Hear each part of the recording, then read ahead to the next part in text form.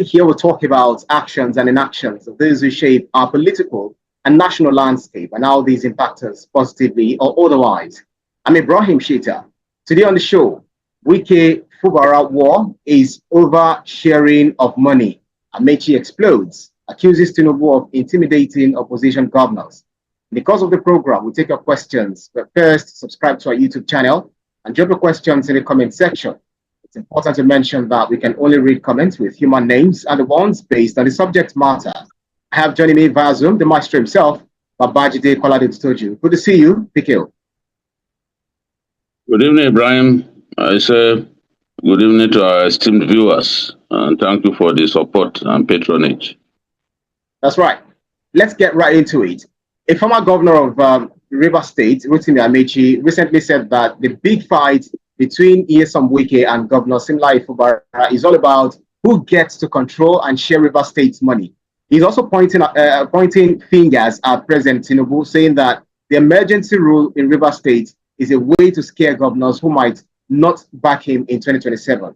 So, given Amaechi's predecessor, how convincing do you find this argument, especially since Rivers is an oil-rich state with a history of political battles over resources? Begin. Yeah, one thing is clear. Amaechi said the emergency rule proclamation is the result has to do with 2027 politics as well as sharing of money, conflict over sharing of money between Nyesom Wike and his godfather, and his godson, Governor Fubara. It is pointless to say two reasons, just two reasons. There are different factors leading us to where we are in Rivers State at this time. If he says 2027 politics is part of it, that's his opinion, and will not also completely discountenance that. If he says money is also a factor, I will not sit here and say, oh, Rotimi Amaechi lied, even though in many instances I do not agree with him, because sometimes he says these things without actually subjecting his opinion to critical thinking. There are many factors that led us to where we are. He's asking the question, what is the reason for the quarrel? That they should come out and tell us, challenging them to come out and tell the public what the quarrel is about. But Amaechi will be very, very naive as a politician if he claims that he does not know that the battle for political supremacy, the battle to keep one's structures in place, one's political structures in place, the battle for power and influence are responsible for the state of affairs in Rivers State. And in the battle for power and influence, money is not always the preoccupation of those involved in a conflict for power and influence. In politics, money does not solve all problems. There are political figures in our country, strong grassroots political figures, who have built political capital over the years. They are not necessarily the richest that you find, but they are very rich. Some of them are very rich in integrity and very rich in goodwill. very rich in popularity. So money is not always the factor when two political gladiators quarrel. In this case, I will try to explain how this whole conflict began. This whole conflict began when the governor set out to remove the local government chairman who had helped him to win the election. Before the election, the governorship election in Rivers State, and indeed the presidential election, the local government chairmen in the state were appointed as chairman of the campaign, chairman of the Fubara campaign in their respective local governments, which means that the mandate to secure victory was placed in their hands. So each local government chairman played a big part in ensuring that Fubara won the election. So the moment the governor set out to replace those local government chairmen, Wike became worried. And Wike raised the alarm at that time that you do not pull down the ladder that took you to the top. The ladder that guaranteed electoral victory for you, it makes no sense to pull it down. What the governor wanted to do was not to organize a re-election, organize a fresh election. He wanted to put caretaker chairmen in their place. And with the caretaker chairmen in their place, you will be guaranteed of support and loyalty from people that he will have appointed.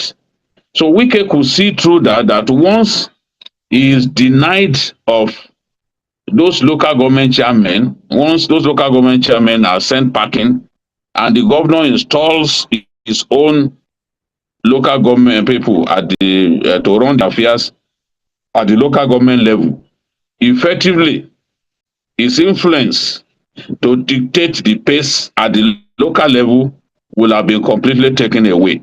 He was, as a politician, he knew the implication of not having control at the grassroots level. That was what the governor wanted to do. He wanted to be his own man by sending those local government chairmen packing. Once Wike could see that the governor wanted to do that, he became worried and he raised the alarm that you must not bring down the ladder that you climbed to get to the top.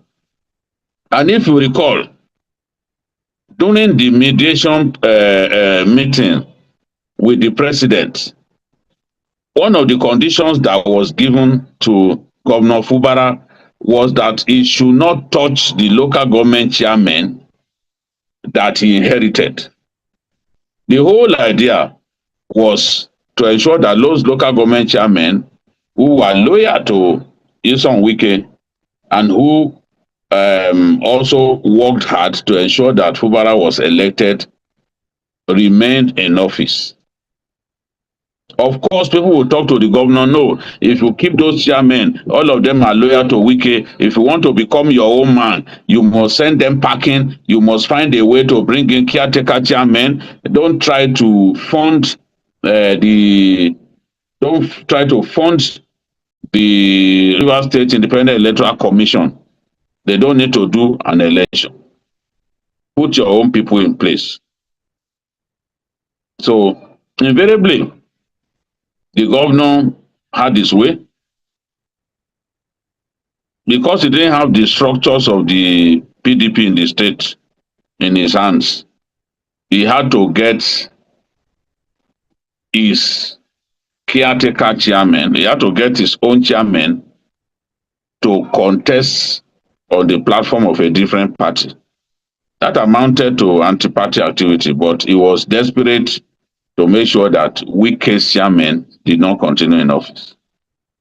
So Wike knows that staying in Abuja and not controlling the grassroots in his state means that his political hand was on the way.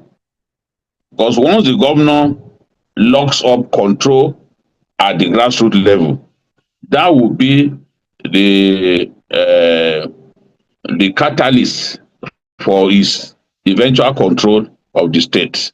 So to simply say, okay, this issue is about money and about 2027 politics of Asiwaju Bola Ahmed Tinubu shows that Rotimi Amaechi does not understand politics.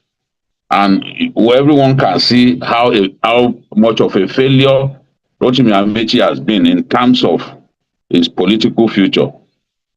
You can see how suddenly a governor who was in office for 8 years is being rendered politically prostrate in the affairs of Rivers State. He has no control.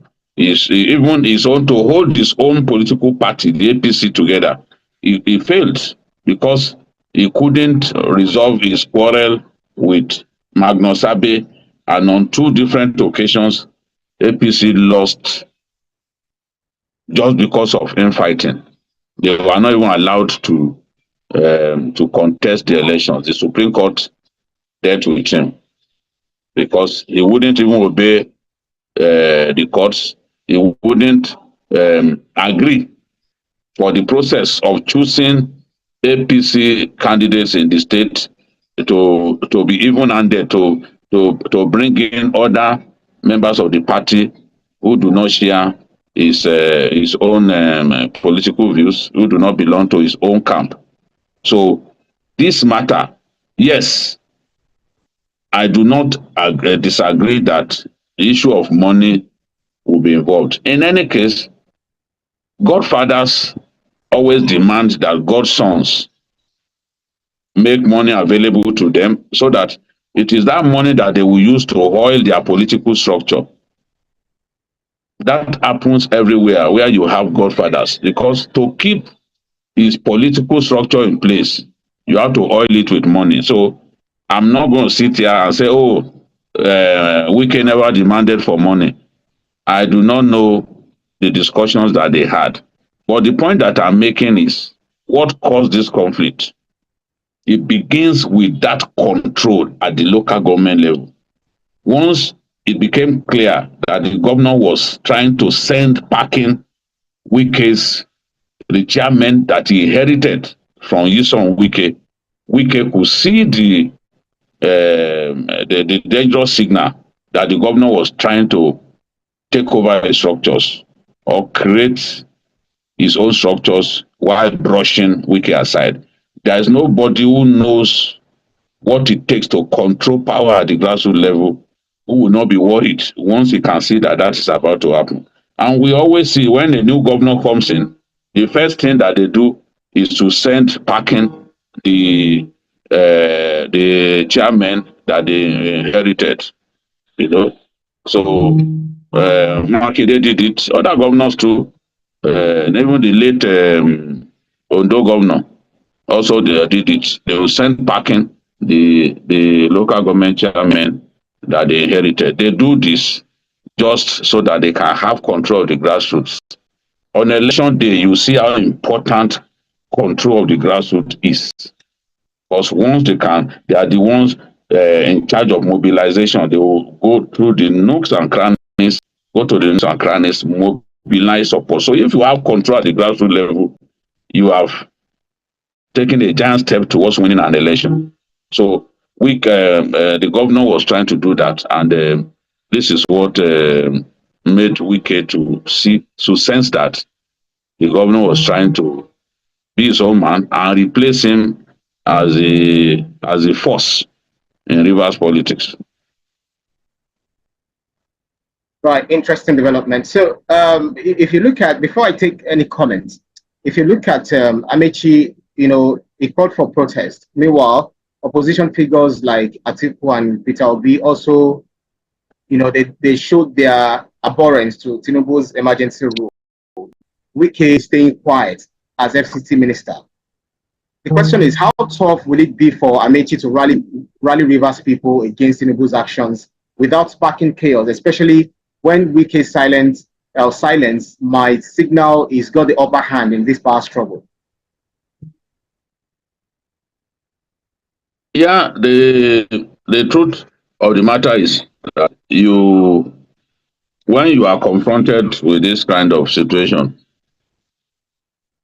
and you are a political figure in the state, you can, and you do not align with who majority of our people see as the aggressor in this case. Rotimi Amaechi may still be calling himself an APC member, but he's very much like an opposition element now. Just like many of them who lost the primaries, some of them who lost the presidential primaries, a lot of their supporters have refused to heal. And whatever they can do to stop Tinubu from getting a second term, they are going to do it. And Rotimi Amaechi is telling the Rivers people that they need to protest, they need to make their voices heard. But you should be ready to lead a protest. It's not enough for politicians to opportunistically be telling people that they should lead a protest. They should put their own children in front of those protests. You lock up your children in your homes. Some of them you send them out of the country to school, and you expect the children of the masses to lead a protest. Protests that sometimes get bloody. Look at the JIDE procession. No one was expecting it, but it has already led to loss of lives. So Rotimi Amaechi should be the one to come out and lead that protest, not simply telling people that they should go and protest. And it's not too old to lead a protest. We saw Shoyinka, we saw Nahoro, old men leading protests during the military rule. They were not afraid to die. So he should be ready to lead that protest against Bola Ahmed Tinubu. He said that Bola Tinubu is trying to intimidate governors so that opposition governors that he suspects will not support him. There is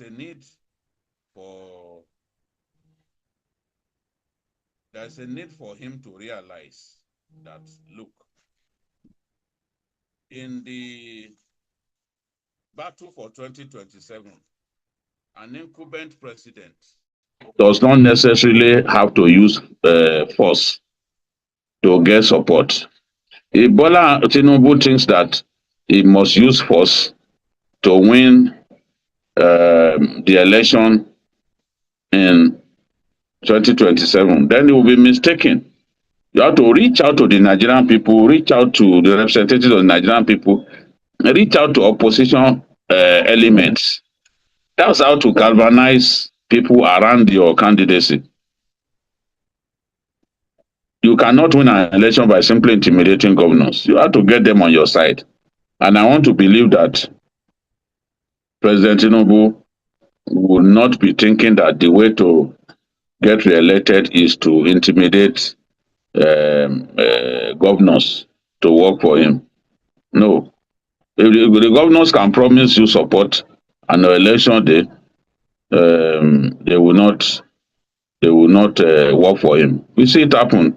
People even work against their own parties on election day after having promised you that they will support you. So I do not believe that the president will simply be thinking that, oh, if he intimidates opposition governors, they are going to get behind him. That is not going to happen. I have said repeatedly that the opposition has a chance to defeat the incumbents if they come together. They know what to do to come together. But what we usually see is they are reluctant to work together. But when they lose the election, they will start talking about rigging, that, oh, the election was rigged, is the worst election in Nigerian history. People who are no more than 20 years old, how many elections have they seen? But they are calling to 1993 presidential election the worst in Nigerian history. What do you know about Nigerian history? How old are you? A lot of them don't read anyway. So is it that from what they've read and what they saw in 2023 presidential election, where the incumbent, where the ruling party lost 10 states, at least 10 states that he was in control of? How can that be the worst in Nigerian history? Where the candidate of the ruling party lost in his home state, lost 2 out of 4 in his geopolitical zone, won only 2 out of 7 in the Northwest. So some of those arguments are honestly not sensible at all. These are very lazy arguments by people unwilling to do critical analysis, critical thinking about what should have happened. And they have another chance. People like Rotimi Amaechi should actually be working together, since his lack of interest in supporting APC is very, very obvious.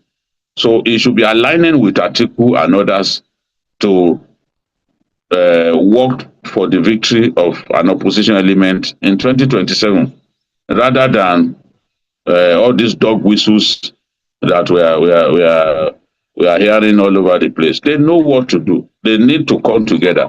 If they have come together in 2023, they will have won by an audacious landslide. But greed for power is at the root of the inability of the opposition to come together. And Amaechi also said there are security issues in the northeast and northwest, even southeast and south-south. Is the president saying they should impose state of emergency on him? He is saying that the buck stops at the desk of the president when it comes to insecurity, and that the governor of Rivers State should not be blamed for the pipelines that were ruptured, believed to have been ruptured by militants, you know. So he's saying that because of insecurity in the northeast, northwest, southeast, should the president also have a state of emergency imposed on him? It's a very ridiculous question. So who has the power to impose a state of emergency? Is it the National Assembly or the opposition that will impose the state of emergency on the president? Who has the power based on the constitution to impose a state of emergency? So I don't understand what he's saying there.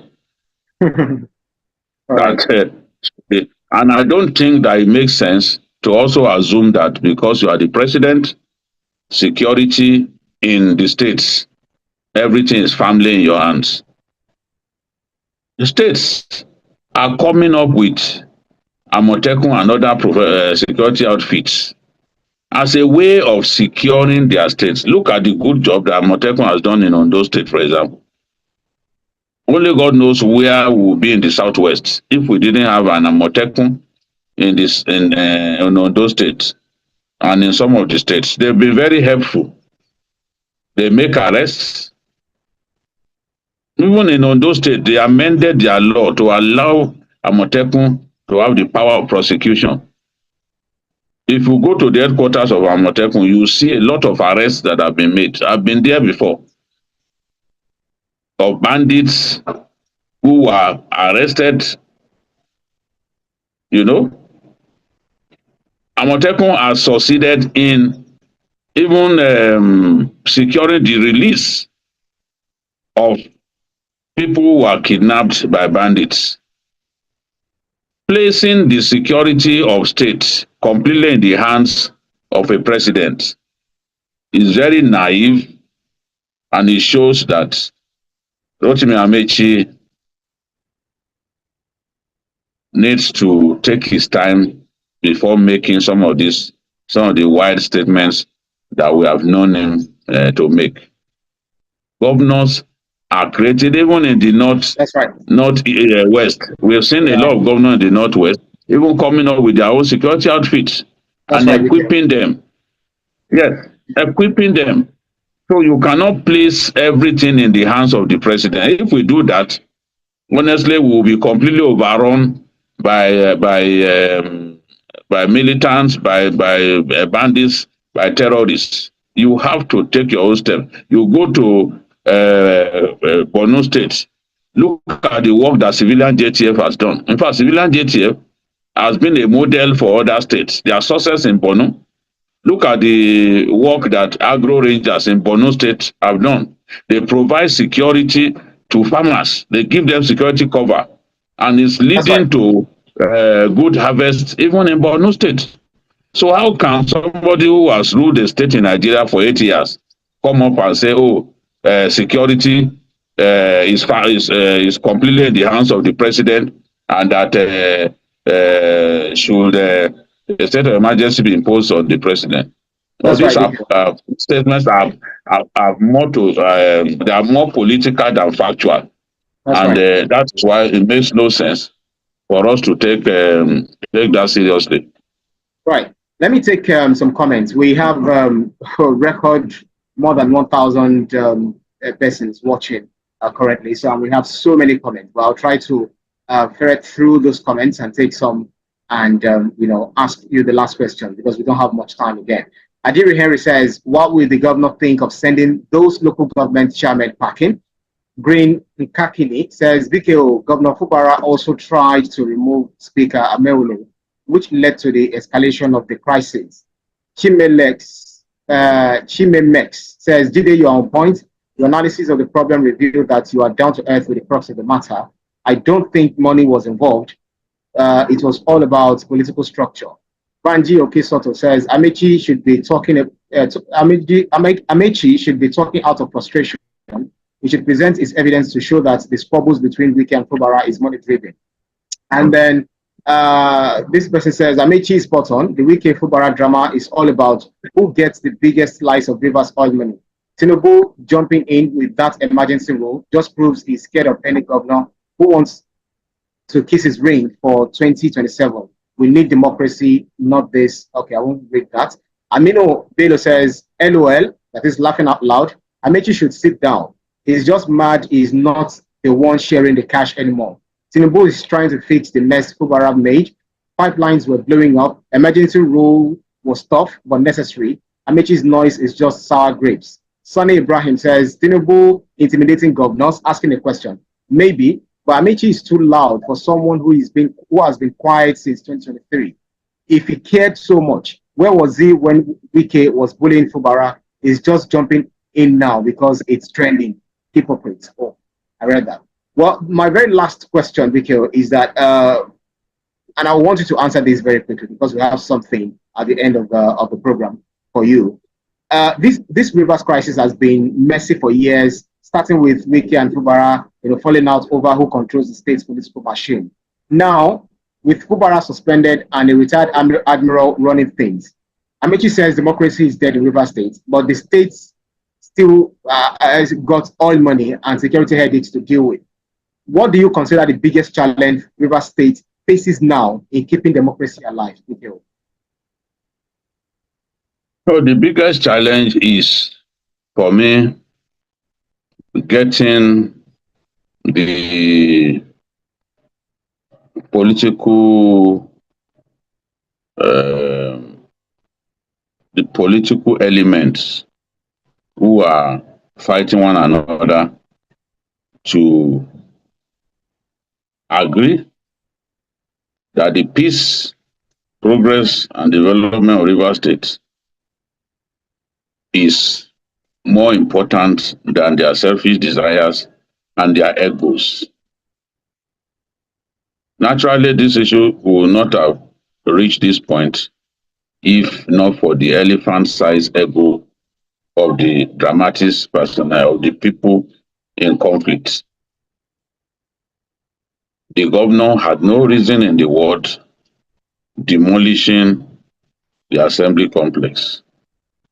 And that happened so early in the day when he felt that, okay, that they were going to remove him. I agree. His desire to also supplant the speaker who was loyal to Wike was also a problem. It was all part of trying to completely take over the structure of the state after having been helped to become governor. Without Wike's help, he could never have defeated any of those top people who wanted to become governor. And Wike was warned not to use him, but he didn't listen. But that is Wike's problem. So the steps that he took and using three persons to run a state of assembly, just three persons, they were initially four.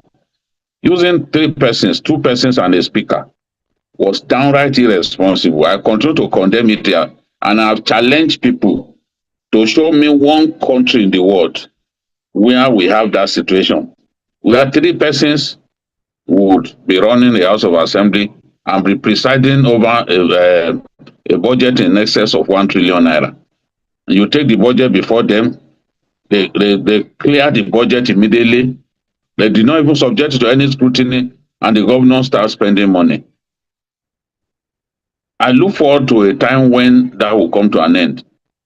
But the judiciary was also unable to deliver judgment quickly.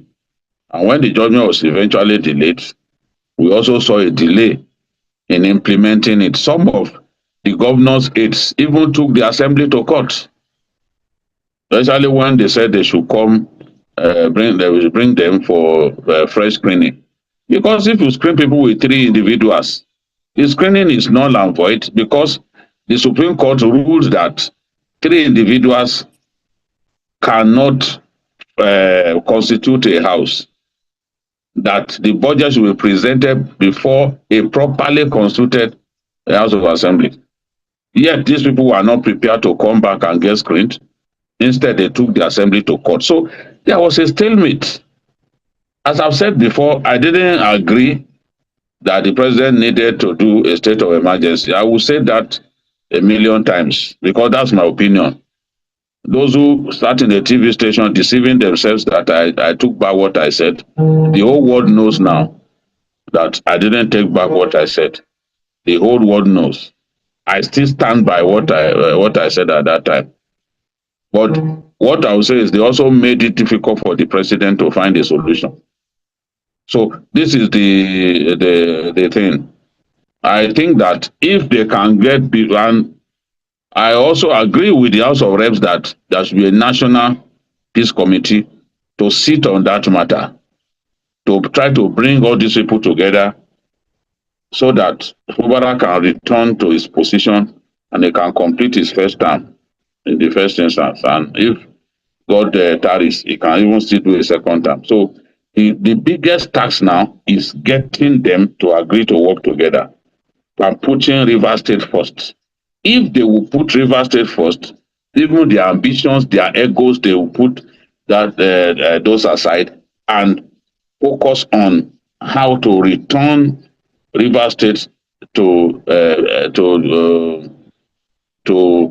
peace that can bring growth and development. So that, in my view, is the.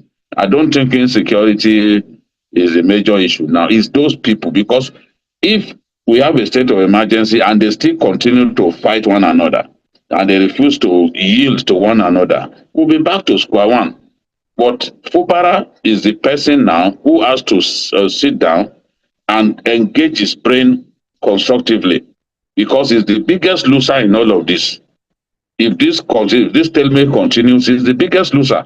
So he has to stoop to conquer. He has to now look at what needs to be done. So the president needs to set up that committee quickly, as recommended by the House of Reps, so that we can bring these people together. They belong to the same political family, so it shouldn't be difficult to bring them together and let them agree on a proper roadmap to comprehensive peace in River State. Honestly, if we can achieve this, there will be no problem in River State. So, very quickly, let me just take one comment or thereabouts, and then we call it a wrap. Mitun Songa says, VKO, honestly, if you're looking for the largest pool of ignorant youth in the world, come to Nigeria. If you want to cite a case study, go to their social media comments. They don't read and they are lazy. Well, that's your comment. Akimbola Olushi says, good evening, BKO. Okay, I think a whole lot of people are wishing you happy birthday, and I think I need to take that.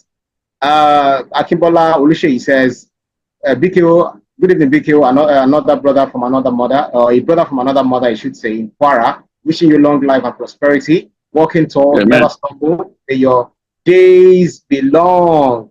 Well said. Amen. Nelson Amen. Adefe says, happy birthday, Prince Babajide Otitoju. More wins, keep the good work going. God is your strength, alright? Oh, nice. Amen. You're a friend to BKO. We only know that you're a regular participant on this show. We don't know that you are that you're a friend to BKO. Well, I know BKO has a whole lot of friends. Some he has met, some he hasn't. But BKO, hang on. I think we have my team at the back end. They have something to play to our audience. So let's have a clip, the short clip, which might also shock BKO himself. Don't shock me to my voice. Wow. BKO dancing. Can we get the audio?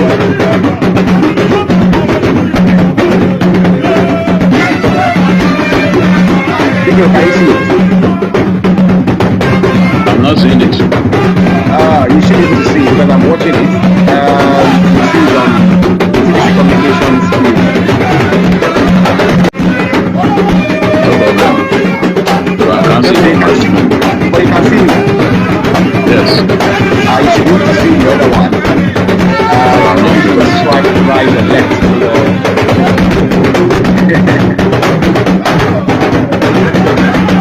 You see it on Yeah, that's it. That's you. It's Madam that is behind this. It's Madam that is behind this. This doesn't matter. He's been comparing me to Governor Adeleke, but I am a better dancer than Adeleke. Amazing. Yes. And you can see me in my club jersey. Yeah. That's not for life. That's not for life. Regardless. But there are comments here saying happy birthday to BKO. More wins, keep it going for this event. Musa SPP says happy birthday, senior researcher and higher respected journalist. The little Ibrahim Amosa says, good evening, BKO. Happy birthday and thanks for always giving a good opinion. Next Triangle says, happy birthday, BKO. Wishing you long life and prosperity. Kakile says, BKO, happy birthday. Fine Geo Christian says, happy birthday and many happy returns of the day. So BKO, great accomplishment and loftier heights attain in your new age. So many comments. Yes, it says, senior man dancing. Happy birthday to the lover of truth. We love you. Happy birthday to you and many years. Many happy returns. So many comments, are pouring in for you, celebrating your day. And today we kind of like having way more viewers, way more than I think we always had in recent times. I think recently we've been having our people, our loyalists, show. We can hold your fire, bring your power. Yes, we want progress in our country.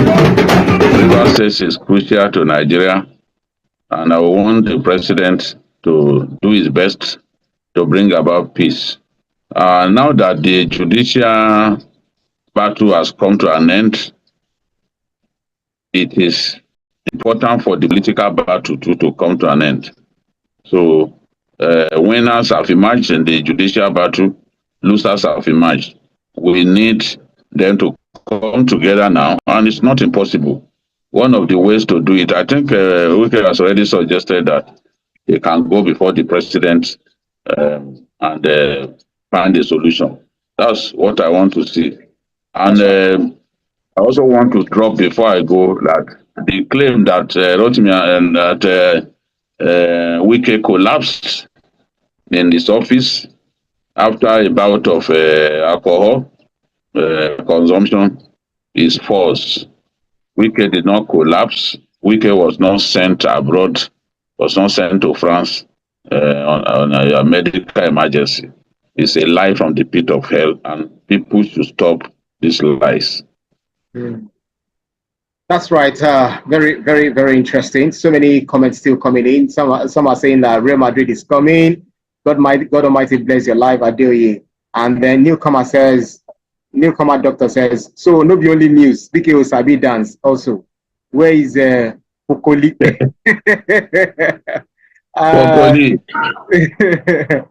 And then someone is saying, I think Ame says, send me his bank account. Okay, just go to BKO's any of his social media platforms, especially on I think Twitter or Instagram. Just send him a direct message. When he sees it, it will be. I don't Twitter. Twitter, no. Maybe Instagram. Okay, go Twitter, to Instagram. No. Okay, Twitter, no. Go to Instagram. Yeah. Instagram, so whatever I want to send to him. Facebook. Facebook precisely. Facebook is my favorite social media platform. PK is of the old generation, so just go to Facebook, reach out to him from there. You can always direct a message to him, even though he stands between old and the Gen Zs. He knows how to balance it out. Yes, so I think all your songs, too. I think all the Gen Z songs. Right, PK. All right, so because of our time, that's our show for today's edition of Issues with JIDE. Special thanks to you, Baba JIDE Kolade Tutoju, for those insightful analysis as always. And many happy returns to you from the Issues with JIDE team, home and abroad.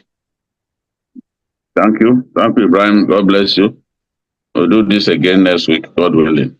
And thank you to our faithful viewers. We appreciate your support. Our viewership has been rising in the last 1 or 2 months. That's right. And it can only get better. That's right. And very soon we'll give you better pictures that you've been asking for. We are working tirelessly to ensure that you keep enjoying everything, both in audio and in visuals. Thanks to you too, our audience, for keeping faith on our company on every edition. You can see the program again anytime by subscribing to our YouTube channel, TVC News Nigeria. Click on the subscribe button to get the latest information. You can also follow us on our social media platforms at TVC News NG. I'm also at Ibrahim_Shita. On behalf of the rest of the team, I'm Ibrahim Shita. See you again next edition. Bye for now.